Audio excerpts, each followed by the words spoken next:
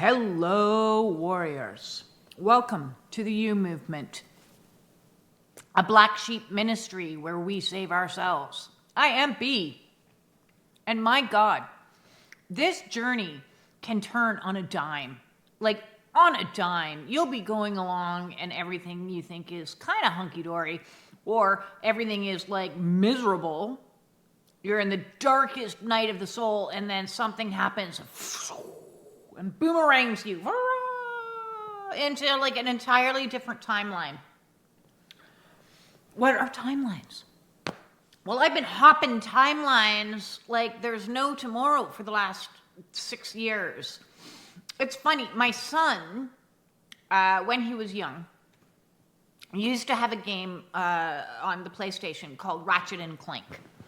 And there is one Ratchet and Clank video where the little character, that's like this little wombat-y, space wombat, used to have to like jump from railway tie to railway tie as he was going, and there'd be like a bomb, and so you'd have to jump over here into this railway tie, and then there was going to be a gap, so you'd have to jump over here to this railway tie. That's how I visualize timeline shifts. It's like you're going along, and then all of a sudden you see something disastrous coming your way, and you're like, I gotta shift into a whole new timeline. So from yesterday to today, I jumped timelines. And I'm hoping it's not going to be my only jump. I'm hoping it's going to keep propelling me onto multiple different timelines. But it happens so quickly. It happens so quickly. Another timeline jump that happened super quickly that you guys all observed, although some of those videos are now private, is when I egoically thought I was going to get myself set up in Twin Springs Resort, cottages and resort area, living in that micro house. And I was all situated and unpacked, and I even like hung up my art. I haven't hung up any of my art here because I'm like, maybe I'm going to be moving really quickly. I don't know. I can't unpack too much. But I was situated. And boom! I was hit by a bobcat machine, not the cat. That would be weird. And I got a concussion, and then I was getting harassed, and then I'm like, I'm out of here. I'm faster. So timeline jump, living situated in a certain situation, and then something comes along and literally knocks you. It knocked me into a different timeline. And yesterday I had a similar experience. So, awakenings. Why did I ask for this? But I did. On a soul level. Awakenings are all kinds of crazy.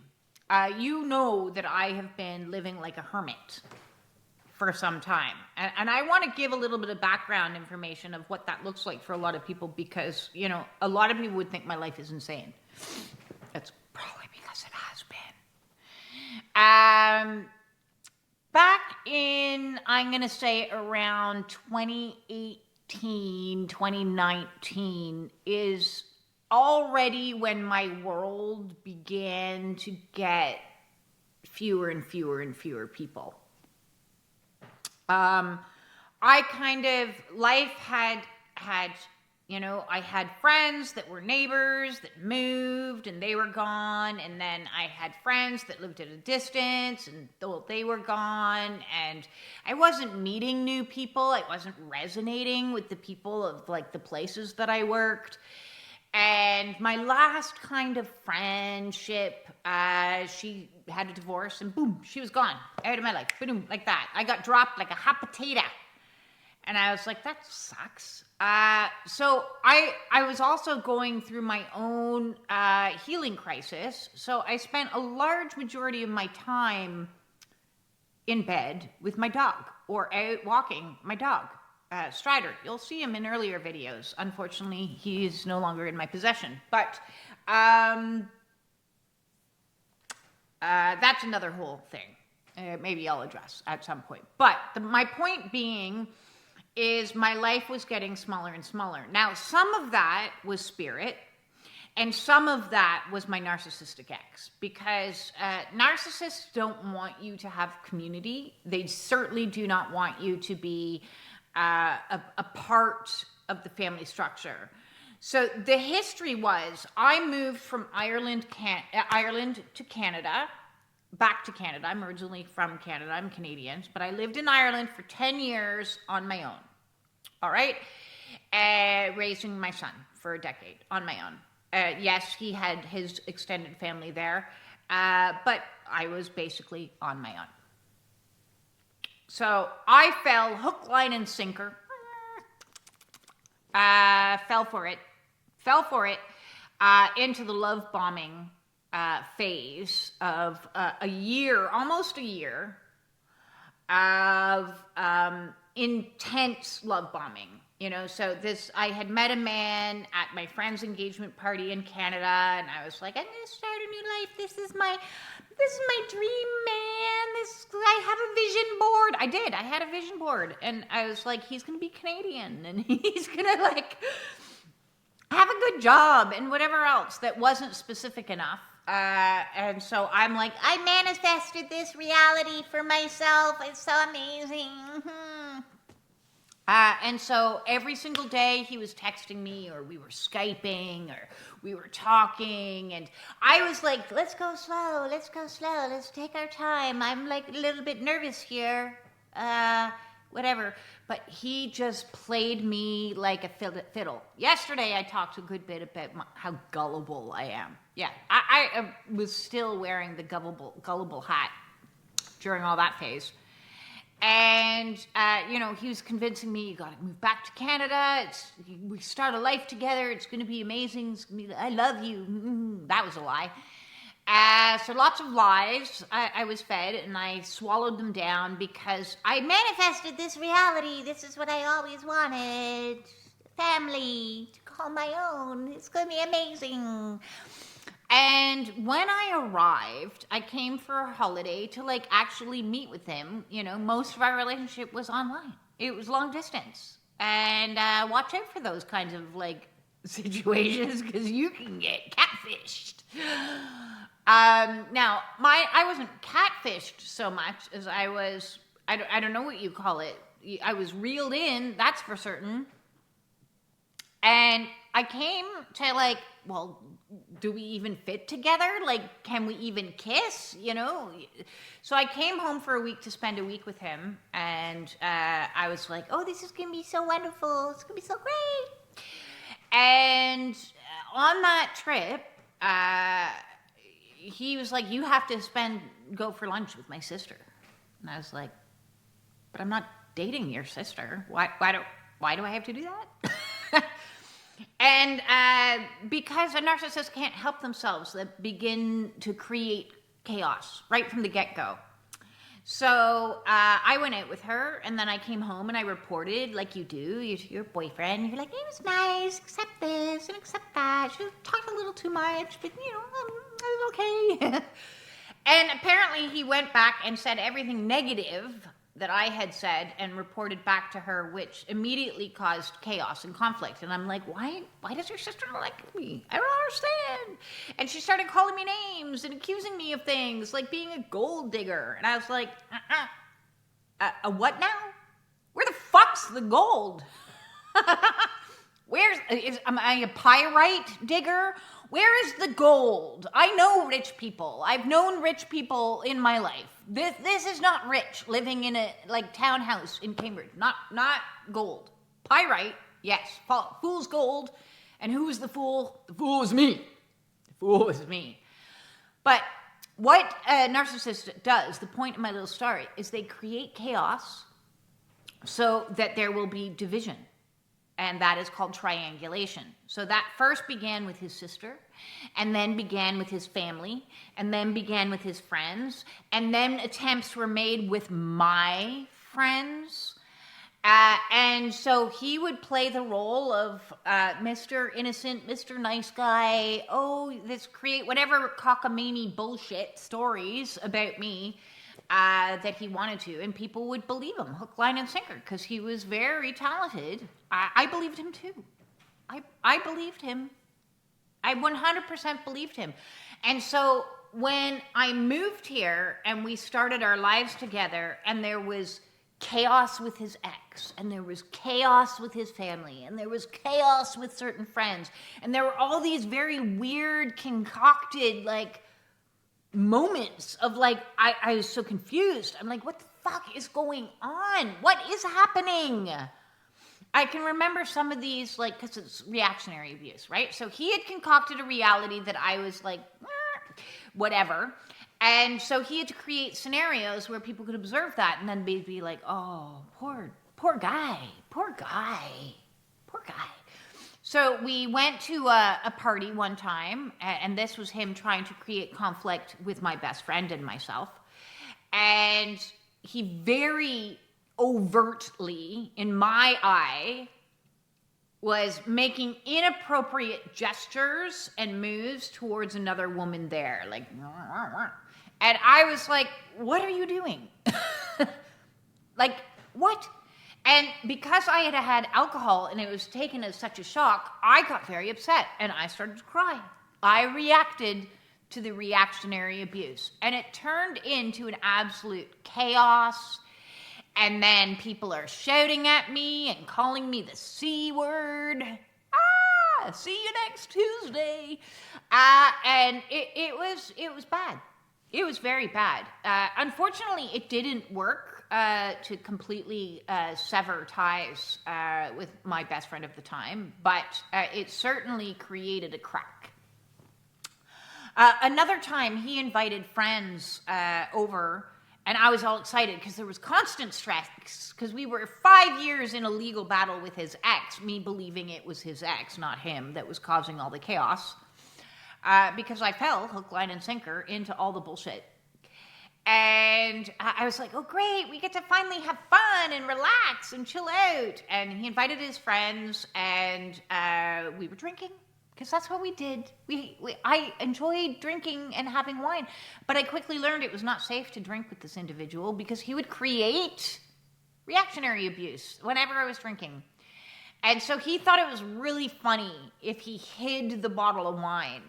So I went into the kitchen to top up my glass because I'm having fun and talking with his friends, and it's great. They're sleeping over and we're having a good time. And he hides my bottle of wine.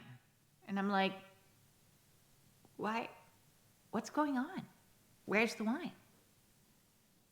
And he turned it into a whole thing that, again, because I had some alcohol in me, I reacted to. And I was like, what the fuck? Like, what are you doing? This is ridiculous. And so I look like the crazy one, right? I look like the crazy one. And so then I was very uncomfortable around those friends.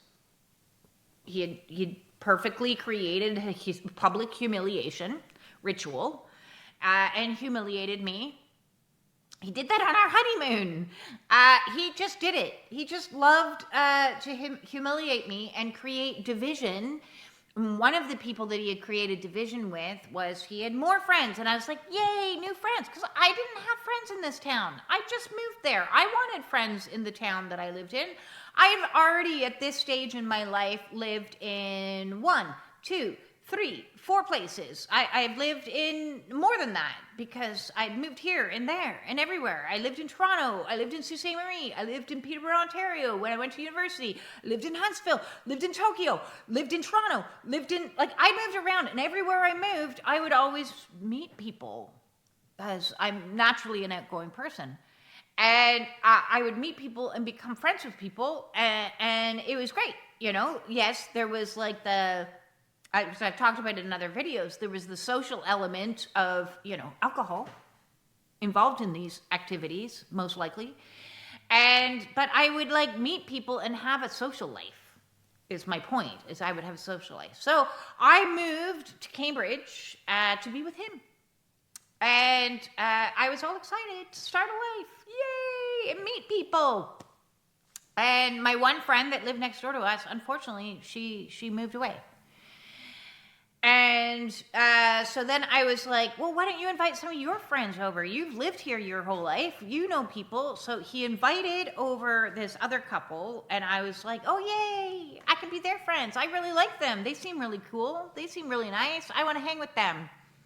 That couldn't happen. He didn't want that to happen. So he needed to create another triangulation situation, which just went haywire. Another just crazy situation. He loved to get involved with MLM marketing schemes. You know, get rich quick schemes that never go anywhere but only make you more poor. You know those ones? And so after he'd already done this once, I was like, never again. Okay, we're never doing that again. You lost hundreds of dollars on your Monavie adventure. Okay, so let's, which was some healing drink. We're not doing that again. And and I told him, no, we're not doing that. I'm not doing that with money. And his friend was getting all involved with some phone MLM scheme, and I'm like, no, we use the main Canadian company. We're not switching our phone line to something owned by Trump. So I'm like, no, it's not happening. And so he's like, well, I'm just going to go to the seminar with my friends because my friend's in it. And I'm like, okay, well, tell your friend, do not come home here to my house. I am not signing up for anything. This is not happening in this lifetime. So what does he do? He brings his friend home to try to convince me of something I've already said no to, because I wanted to not get further in debt, because he loved it when we were in debt, because that's another tough form of abuse, which is called financial abuse, which keeps you snagged into a situation. So he brings his friend home, and his friend gets all in my face and starts talking about the greatness that is this, and I'm like, you need to stop. You need to stop. You need to get out of my house. I've specifically said, do not show up. And here you are in my face trying to convince me to do something that's financially stupid. So that's a no from me. And so then there was conflict between me and his friend, which blew up the chance of me to be friends with them, which was very convenient for him because the woman that he was in love with for all these years, for decades, not me, he told me, not me, he was in love with somebody else. The woman that he was in love with was this dude's sister-in-law. So he got to go on the weekends, because I'm the type of person that I'm not going to tell you not to do something unless it involves me, right? My money, no. But you can do whatever you want. You can hang with whoever you want. You want to go hang with your family? That's cool. You want to go hang with your friends? Okay, go hang with your friends. You want to go spend a weekend away? You want to go take a trip to Paris without me? Okay, do what you want to do. If you want to be with me, you'd ask me. And you don't, so that's okay. So you go do you. But unbeknownst to me, all this him going off and doing things with all his friends, all his socials that he had successfully triangulated me against, I was like, I'm just going to stay home. I'm going to just stay home because I'm not comfortable, because you've created all these scenarios called humiliation rituals and reactionary abuse. So I'm going to just be on my own. So I had one friend that I would go to on Friday nights and spend some time with her across the road. And then she moved. And so then I was left with no friends. And I was left with no contacts. And I was left with no people around me to, like, I don't know, support me, understand me, hear my side of the story, know the truth, any of those things. But I'm persistent. You may have noticed. So that's when I joined, because my world was getting smaller and smaller and smaller, and I was literally in bed just like spending most of my time zoned out, eating donuts and, you know, watching whatever on television, whatever murder mystery was the latest one, going for my walks and worrying about losing my weight, because at this point I'm starting to like really dive into a healing crisis. And so as I'm pulling myself out of my healing crisis, I realized I need community. And so I got an agent, and I got myself involved with an improv group that was an hour away, and it was fabulous. And I was like, yes, this is great. because I had nobody. But then the awakening was like, nope, we're taking this away, we're taking this away, we're taking this person away. So all my people outside of my community, he had already taken away everybody inside the community, inside the city that within I lived. And so outside the community, I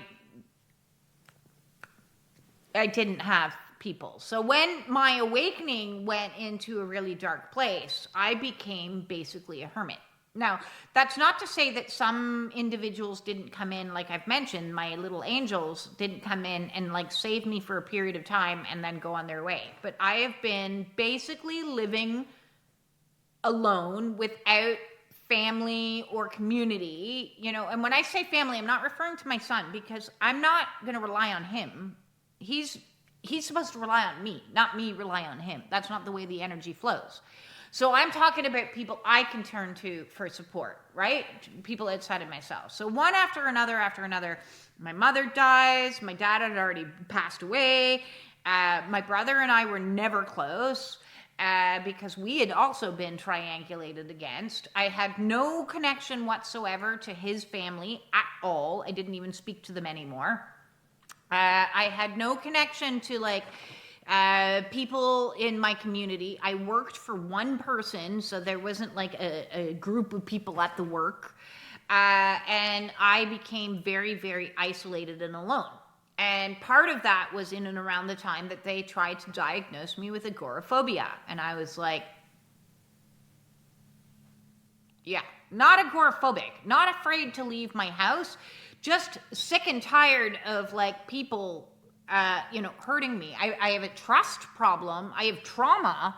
Of course, they don't come up with the like obvious solution. They'd rather come up, they hear hooves and then they think zebras instead of thinking, horses, maybe you're being abused. Maybe you're being triangulated. They think immediately, no, let's come up with some cockamamie diagnoses called agoraphobia. And I'm like, that makes no sense, because my favorite place on earth is going to the Montebello Rock Festival with 100,000 freaks with mohawks and piercings, because I feel comfortable amongst my kind. So that makes no sense whatsoever. But of course, the time of COVID, a lot of us things got taken away from us. And so things like travel, things like Montebello Rock Festival, things like, going out and even being social in any other way got taken away. So my world became smaller, smaller, smaller, smaller, smaller, smaller, and smaller, and smaller, and smaller. Until finally, I'm living completely in isolation and alone. Still not agoraphobic, and still, not doing it from a place of, I don't want, but more from a place of, this is what Spirit has created for me. Spirit, I was like, okay, I'm going to move to this lovely little, cottage community and be a part of community. And Spirit was like, no, you're not. Bobcat, bang you on the head, off you go. And then I was in another very small little neighborhood, and I was like, maybe this will be my community. Nope, not that either. So we get forced into a hermit phase on our awakening. And I've been in acceptance of that and processing through the lonely and the grief and the loss of so many people for quite some time. I have purged and I have purged and I have purged. And it came to the place where I have just been in acceptance that this is my reality. Now, this last round of ego death was particularly horrific. I'm not going to lie. I'm very happy to be out of it. A lot of illuminations are coming to the surface now, but 2 days ago, I was at the tail end of a timeline that was dying. And with that, I did a very long video yesterday talking about that. But with that, a lot of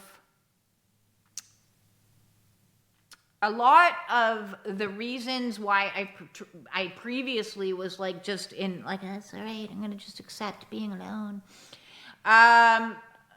shifted, and it was sudden.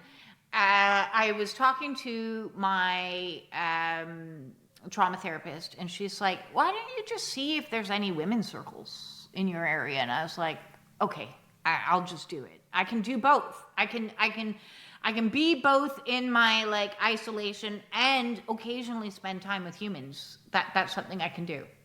So yesterday, timeline jump, I went and I humaned. I humaned for like a whole evening with over 20 people. I haven't been in the company of that many people in one space, all focused on one thing. 2022 or 2023. 2022, I'm pretty sure. If I look back, was the last time that I had like group events still happening in my reality. That's a long time. That's a long time to be isolated. Like I have been full blown my monk era. No people, no men, no women, no dating, no nothing. No num-nums. That's been a long time. That's been since 2021. I've been fully celibate, living a life of a Buddhist monk in the best of my ability. And so yesterday to go and do a group event, I thought I would be a nervous wreck. Seeing as in the morning I was a nervous wreck, but I was releasing so much trauma. By the time the evening got around, and this was all planned at last minute, you know, like I found this group the day before the event, and I was like, okay, no prep time. And so I went there, and I was like, oh, I'm going to be very nervous. But there was zero social anxiety whatsoever. We were in a forest that was like a cathedral of pine trees surrounding us, as birds sang and like little pierces of light came through, and it was all mud. And I had brought my yoga mat, which I need to clean, but I took my shoes off and I planted my feet in the mud with a lot of other women that were deep in the mud. And I don't mind being in the mud. Because, you know, figuratively or in actuality, it's all about this journey is getting into the muck to unfuck. So I was like, here I am. I'm in the mud. I was feeling grounded in the mud. And I made a friend. I made a friend, which blows my mind. It was like synchronicity, like absolute, like amazing. I thoroughly enjoyed the evening. Every single woman there was like beautiful and on their own healing path and on their own healing journey. And there was, you know, not a lot of interaction on 101, but there was a little bit, and it was just all around enjoyable and something that like is such a massive shift, like monumentous shift for me, which gave me hope again, which felt very nice after the last couple of weeks to have some hope again, that at the right time and in the right way and in the right place, I am going to meet the right people for me that will accept me for me, that aren't going to mentally fuck with me, that aren't going to create crazy concocted reactionary abuse. I will eventually meet people that I want to spend time with. And that is a very refreshing feeling to have just that little bit of hope. And I feel a massive acceleration that's already like starting to occur, that it's like, oh, wait a second. There's going to be massive shifts and changes in my life, in our lives, as we move into this new energy, as we've released more gunk and are letting the light penetrate through. And I'm kind of excited. I am kind of excited to not be a hermit anymore. Like, I'm still, all day today, I've been hermiting, although I had my group meeting, and I still don't know why you're not there. Why aren't you there?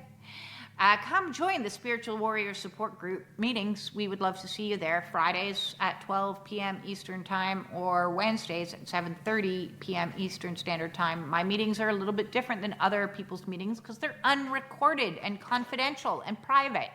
So you can actually feel free to communicate some of your wackadoodle stuff, and you're not going to be judged there, or it's not going to be televised. A lot of other people that are on the spiritual path that are leading great group meetings, and I think it's fantastic that they're leading great group meetings, but they're recorded.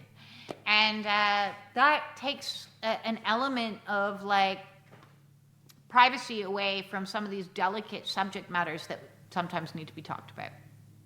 So I want to create community. I want to create community online, which is what I've been doing for the last little while. I also have the Spiritual Warriors Support Group Facebook group that at this stage I think is over about 1,500 people. Come on over there, hop in there, make a post. We'd love to see you there. We've got the community here on YouTube, and I'm hoping that's going to continue to grow because I'm going to start doing my oracle reads again. So I am. I'm done being afraid.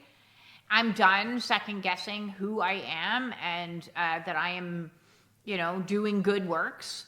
So there's that. And I'm going to step more fully into my power is what I feel is what I am bringing in, God willing. But as I say that, I'm going to tell you an interesting story of synchronicity just to give you a little bit of hope too. Yesterday we were doing a shaman's drumming sacred ceremony at this witchy women's group. And they said, choose a word of what it is that you want to pull in. What is it that you want to pull in? And I was like, power. I want power. I've been in fear and terror for 3 years. I'm done with fear and terror. I'm so over it. I want to bring in some power.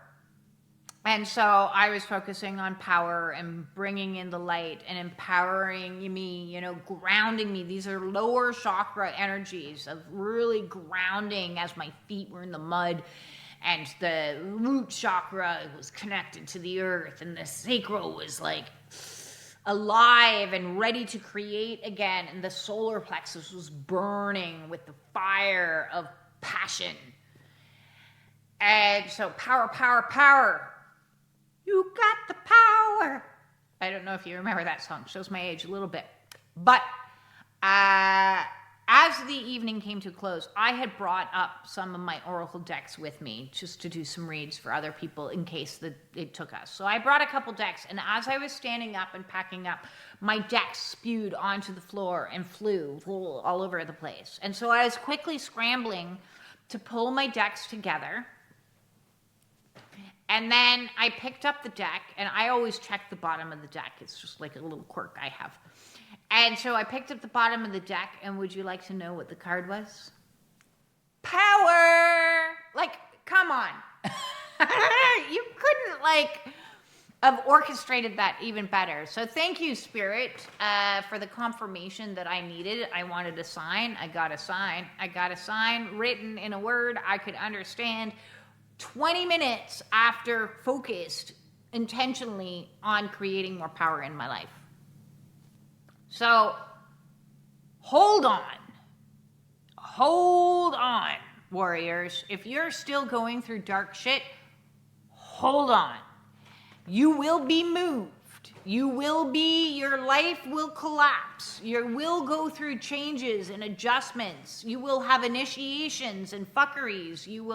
It will be difficult. But when the time is right, and the situation is right, you will be moved to the right place. You will meet the right people. And I have absolute faith that destiny will move me where I am supposed to be.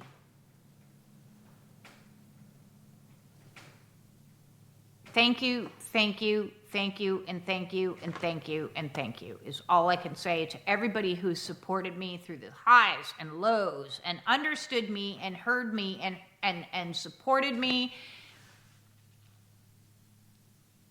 this journey is whack. This journey is whack. And I'm feeling a lot lighter today. And I really wanted to share that out and hopefully inspire you to feel a little bit lighter too. We got the power. We got the power. Mwah. Peace in, everybody.